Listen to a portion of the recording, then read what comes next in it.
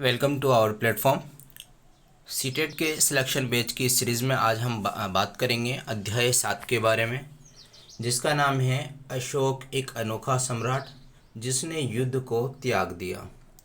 तो दोस्तों, इससे पहले हम 6 अध्याय पर डिस्कशन कर चुके हैं। उन 6 अध्यायों का जो अध्ययन है आपने कर लिया होगा, उम्मीद यही की जाती है। साथ में मैंने आपको फ्री में PDF भी प्रोवाइड की है जो व्हाट्सएप ग्रुप में अपलोड कर दी गई हैं। यदि आप अभी नए जुड़े हैं तो डिस्क्रिप्शन में जाकर व्हाट्सएप ग्रुप से लिंक हो जाएं और वहां से जो पुरानी PDF है उनको डाउनलोड कर लें। साथ में जितनी भी हम 6 वीडियोस डाल चुके हैं, ज़्यादा से ज़्यादा 15 मिनट, 14 मिनट, 17 मिनट, 10 मिनट की वीडियोस होती हैं। एक चैप्टर 15 मिनट में कंप्लीट हो जाता है, तो वो सारी वीडियोस भी साथ में आप देख लें ताकि जो भी क्वेश्चन है आपके क्लियर हो जाए। जो भी आपको PDF में समझ में नहीं आए वो वीडियो से क्लियर हो जाए। तो शुरू करते हैं। और आपका ये पूरा सीटेट का कोर्स यहीं पर फ्री में पूरा करवाया जाएगा। 6th to 8th की जितनी भी बुक्स हैं SST से रिलेटेड आपकी वो सारी कंप्लीट करवाई जाएगी। और बहुत जल्द जो CDP है वो भी आपको पढ़ाना शुरू कर दिया जाएगा। सभी की PDF आपको विदाउट कॉस्ट व्हाट्सएप ग्रुप पे दी गई है। साथ में जो टेलीग्राम ग्रुप है उसमें भी अपलोड कर दी गई है। तो शुरू करते हैं आज की क्लास। हमने सबसे पहले बात करेंगे एक बहुत बड़ा राज्य, एक साम्राज्य। मीन्स क्या हुआ, एक जो बहुत बड़ा राज्य हुआ करता है उसको क्या नाम दे दिया, अब हमने साम्राज्य नाम दे दिया। और साम्राज्य क्या होता है, क्या क्या इसमें कार्य चलते हैं और इसका राजा क्या करता है, उसकी क्या जिम्मेदारियां होती है, साथ में उसकी कर्मचारियों की क्या जिम्मेदारियां होती है, उन सभी के बारे में हम पढ़ेंगे। साथ में इस साम्राज्य में हम पढ़ेंगे मौर्य साम्राज्य के बारे में, स्पेशली मौर्य साम्राज्य के बारे में पढ़ेंगे कि मौर्य साम्राज्य क्या है। अगर हम बात करें इनकी, तो सबसे पहले हम बात करेंगे रुपयों पर विद्यमान शेरों के निशानों के बारे में। जो आपने देखा होगा कभी कि आपके जो रुपया है, रुपये के पीछे के वाले हिस्से में एक शेर का निशान हुआ करता है। ये शेर का निशान यूं ही नहीं उकेरा गया, वो एक ये प्राचीन निशानी है। प्राचीन निशानी का मतलब क्या है, ये पुराने समय में पत्थरों को काट कर ये निशान बनाया गया था। तो दोस्तों, अगर हम बात करें शेरों की निशानी कहाँ से आई है, तो वह ये प्राचीन काल से, और प्राचीन काल के में कहाँ से आई है, सारनाथ में विशाल स्तंभ से आई है। एक बड़े राज्य को क्या कहा जाता है, साम्राज्य कहा जाता है। मौर्य साम्राज्य की स्थापना कब हुई थी, लगभग 2300 वर्ष पहले। 2300 वर्ष पहले मौर्य साम्राज्य की स्थापना हुई। और इसकी स्थापना किसने की थी, अशोक के दादा चंद्रगुप्त मौर्य ने। तो एक और क्वेश्चन बन गया कि अशोक के दादा का नाम क्या है, चंद्रगुप्त मौर्य। और किसकी सहायता से की थी, तो वो की थी हमने चाणक्य की सहायता से। अगली हम बात करेंगे चाणक्य ने कौन सी बुक का लेखन किया था, तो उसका नाम था अर्थशास्त्र। ये हम पहले पढ़ चुके हैं, एक बार दोबारा रिवीजन हो जाएगा आपका कि चाणक्य की बुक का क्या नाम था, तो अर्थशास्त्र। आगे बात करें, हम बोलते हैं कि मौर्य वंश।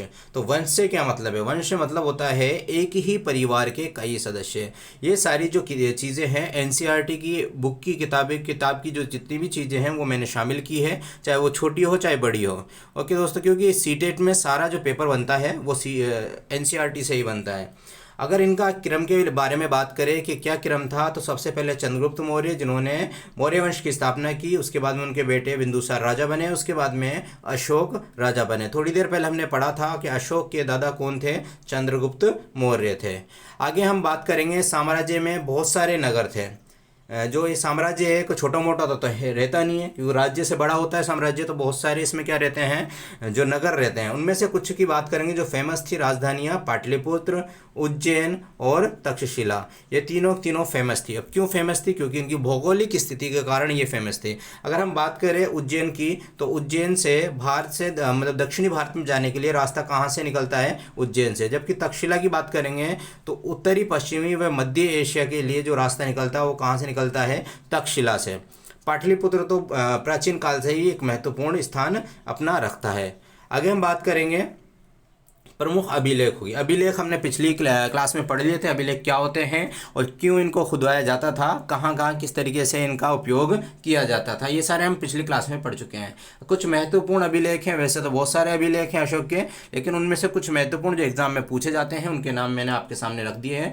पहला है कंधार, दूसरा शहबाजगढ़ी, मानसहरा, टोपरा, मेरठ, मास्की, ब्रह्मगिरी, कलिंग, लोरिया अरेराज और धोली, ये 10 जो नाम हैं इनको आपको रट लेने हैं, 2-3 बार पढ़ोगे तो याद हो जाएंगे।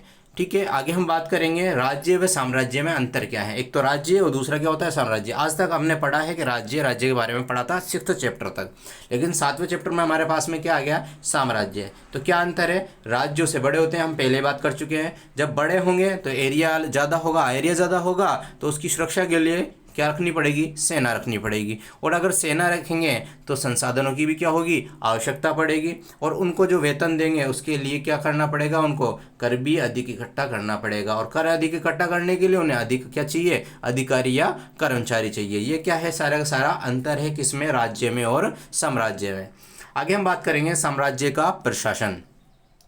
प्रशासन किस तरीके से काम करता है, बिना प्रशासन के कोई भी साम्राज्य चल नहीं सकता। तो प्रशासन का क्या कार्य थे, पाटलिपुत्र जिसको आप अच्छी तरह जानते हो, आज के पटना के नाम से जाना जाता है। पाटलिपुत्र और उसके आसपास के इलाकों में सम्राट का सीधा नियंत्रण रहता था। सम्राट सीधा नियंत्रण रखता था कौन से इलाके में, जो उसके आसपास का इलाका है, मीन्स पाटलिपुत्र वाला एरिया। आगे हम बात करें गांवों और शहरों से किसानों, पशुपालकों व शिल्पकारों और व्यापारियों से कर इकट्ठा करने के लिए अधिकारियों की नियुक्ति की जाती थी। इस चीज़ का ध्यान रखना है, कर कौन इकट्ठा करते थे, अधिकारी, और इनकी क्या की जाती थी, नियुक्ति। उनको नियुक्ति के बगल जो वो कार्य करते थे कर इकट्ठा करने का, तो उनको वेतन भी दिया जाता था। इसके साथ में ही जो अधिकारी हैं, इन अधिकारियों पर नज़र बनाए रखने के लिए एक तो संदेशवाहकों को और एक जासूसों, इन दोनों की भी नियुक्ति की जाती थी। ये दोनों के दोनों किसकी निगरानी रखते थे, अधिकारियों की निगरानी रखते थे। आगे हम बात करेंगे मौर्य साम्राज्य के भीतर बहुत सारे छोटे प्रांत व क्षेत्र थे। इन पर तक्षशिला, उज्जैन जैसी प्रांतीय राजधानियों का नियंत्रण था। अब इतने बड़े साम्राज्य में अकेले राजा तो पूरे एरिया का जो है कंट्रोल नहीं कर सकता, इसलिए जो दूर दूर के इलाके थे उन पर जो तक्षशिला है और उज्जैन है, इन जैसी प्रांतीय राजधानियों का नियंत्रण रहता था। आगे हम बात करेंगे उत्तर पश्चिमी एरिया का उस समय क्या फेमस थे, कंबल फेमस थे। इसी तरीके से दक्षिणी भारत में जो फेमस चीज़ थी वो थी सोना और कीमती पत्थर। ये तो आप पहले से ही पढ़ चुके हैं कि सिंधु घाटी सभ्यता के समय भी कर्नाटक साइड से क्या मंगाया जाता था, सोना मंगवाया जाता था। ये थोड़ा सा इंपॉर्टेंट चीज़ें हैं, इनको ढंग से याद कर लेना। आगे हम बात करेंगे नजराना क्या होता है। जैसे हमने कर पढ़ा था पिछली क्लास में, कर क्या होता है, उसी तरीके से हम आज पढ़ेंगे नजराना क्या होता है। कर को नियमित रूप से इकट्ठा किया जाता है, जबकि नजराना अनियमित रूप से जब भी संभव हो इकट्ठा किया जाता था। अब आप थोड़ा सा इसको समझने की कोशिश करें कि नजराना किस प्रकार इकट्ठा किया जाता था। जैसे कि राजा अभी पाटलिपुत्र में है और वहाँ से चल के वो उज्जैन जा रहे हैं, तो रास्ते में जितने भी जो एरिया पड़ेंगे उन सभी एरियो में जो जिस तरह के जो इंसान मिलेंगे, जैसे कि कोई चरवाहा मिला तो उससे जो है कि जानवरों को ले लिया, अगर किसी के पास में खेती है तो उससे खेती का सामान ले लिया। तो ये सब क्या होते हैं, नजराने होते हैं। और दूसरा अंतर क्या है, दूसरा अंतर ये है कि ये जो है कंपलसरी नहीं है, नजराना कंपलसरी नहीं है, जबकि कर क्या है, कंपलसरी होता है। नजराना सामने वाला अपनी इच्छा से प्रोवाइड करता है। आगे हम बात करेंगे एक जो है राजदूत था मेगस्थनीज, उसके बारे में। मेगस्थनीज नामक राजदूत चंद्रगुप्त के दरबार में आया था। किसका राजदूत था ये, सेल्यूकस निकेटर का। और कहाँ से आया था, पश्चिमी एशिया से, पश्चिमी एशिया से आया था। और सम्राट व साम्राज्य की विशेषताओं का क्या इसने वर्णन किया। जब आया है तो कुछ तो जो मैं यहाँ की स्टडी करके लेके गया है, और स्टडी में उन्होंने क्या क्या विशेषताएं बताई उसके बारे में हम बात करते हैं। उनके स्टडी से हमने निकाला है पाटलिपुत्र को, क्योंकि यही एक फेमस जगह है जो कि हम जो है डिस्कस कर सकते हैं। तो पाटलिपुत्र के बारे में मेगस्थनीज का कहना था कि यहाँ पर विशाल और खूबसूरत नगर है, विशाल प्राचीर है। आपको याद रखना है कि 570 तो बुर्ज हैं, द्वारों की संख्या 64 बताई है, और 2 और 3 मंजिला घर हैं जो कि लकड़ी और कच्ची ईंटों से बने हुए हैं। उसने साथ में राजा के महल के बारे में भी बताया। राजा का महल काठ से बना हुआ था, जो और बहुत ही आलीशान जो उसका महल था। आगे हम बात करेंगे अशोक एक अनोखा सम्राट। जो मेन इंपॉर्टेंट चीज़ है, जो जहाँ से मैक्सिमम क्वेश्चंस उठते हैं, वो है अशोक एक अनोखा सम्राट।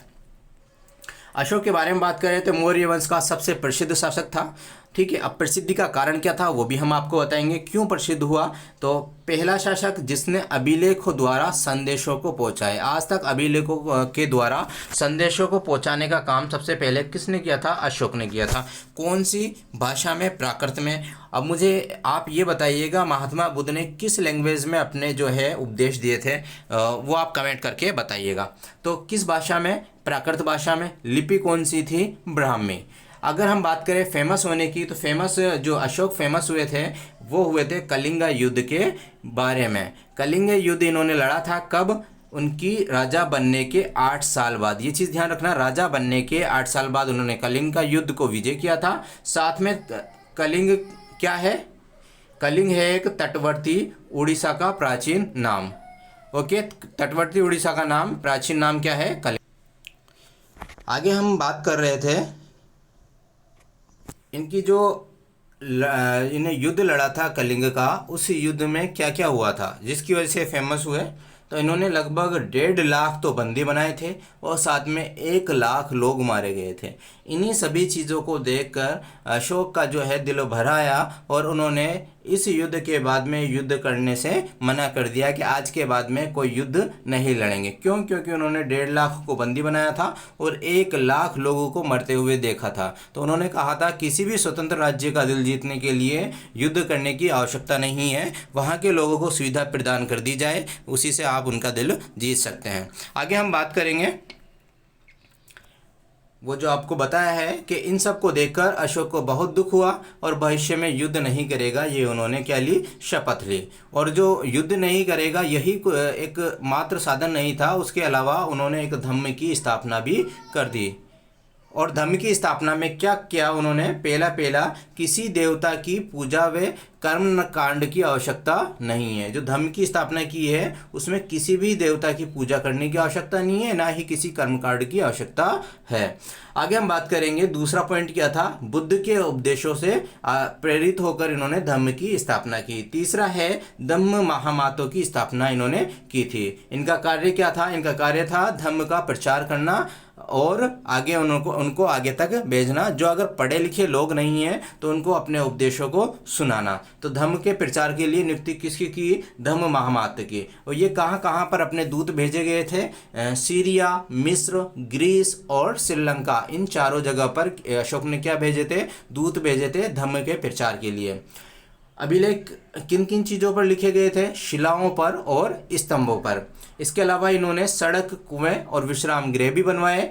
चिकित्सा जो है मनुष्य के लिए भी चिकित्सालय बनवाए और साथ में जानवरों के लिए भी इन्होंने क्या? चिकित्सालय बनवाए। अब यहाँ पे एक इम्पोर्टेंट जगह है ये, जहाँ पर हमें क्या मिली है? एक उत्कृष्ट पॉलिश की पत्थर की मूर्ति मिली है। कौन सी जगह पर? रामपुरवा। अगर हम पूछे कि रामपुरवा कहाँ पर है तो आप बताओगे बिहार में स्थित है। प्रजा के लिए अशोक के संदेश क्या थे वो हमको आपको बताते हैं कि पहला था कि विभिन्न अवसरों पर किसकी क्या करना चाहिए? अनुष्ठान करना चाहिए। जीवों पर दया, दासों के साथ अच्छा व्यवहार, दान देना चाहिए। जो ब्राह्मण और श्रमण वगैरह होते हैं उनको दान देना चाहिए और दूसरे धर्म का आदर करना चाहिए। सबसे इम्पोर्टेंट क्या था? दूसरों के धर्म का आदर करना चाहिए। उनका कहना था यदि आप दूसरे के धर्म का आदर नहीं कर रहे हैं तो आप अपने धर्म का भी आदर नहीं कर रहे हैं। आगे जो हम बात करेंगे और भी बहुत सारे जो साम्राज्य के राजा हुए हैं और बहुत सारे साथ के साथ में जो हम बात करें कि शासक हुए हैं उनकी, अगर हम बात करेंगे मौर्य साम्राज्य के पतन की, तो मौर्य साम्राज्य शुरू हुआ था हमारे पास में 2300 वर्ष पूर्व, हमने शुरू में पढ़ा था। लेकिन पतन कब हुआ इसका? तो हम बात करेंगे 2200 वर्ष पूर्व में इसका क्या हो गया? पतन हो गया। जब इस साम्राज्य का पतन होगा तो बहुत सारे शासक आके अपने अपने साम्राज्य की स्थापना करेंगे।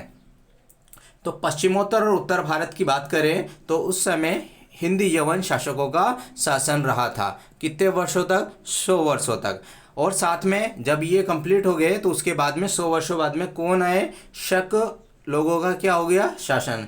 कहाँ के लोग थे ये? मध्य एशियाई लोग। अगर पूछे शक का उदय हुआ था, लेकिन ये शक कहाँ से आए थे? तो मध्य एशियाई लोग थे। और हिंदी यवन शासकों का शासन कहाँ पर था? पश्चिमोत्तर तथा उत्तर भारत में।